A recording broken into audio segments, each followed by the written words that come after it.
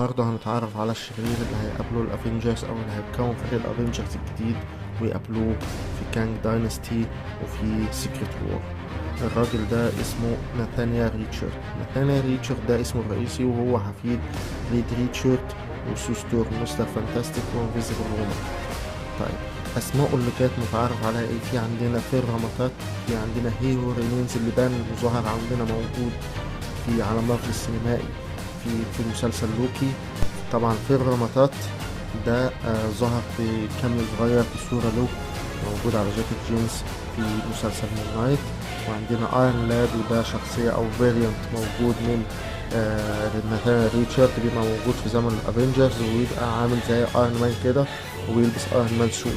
نقاط قوته طبعا معدل الذكاء العالي جدا. معدل الذكاء ده يعني اذا كلنا فاكرين اللي توني ستارك كده معدل ذكاء خارق، لا، ان ناثانيال ريتشارد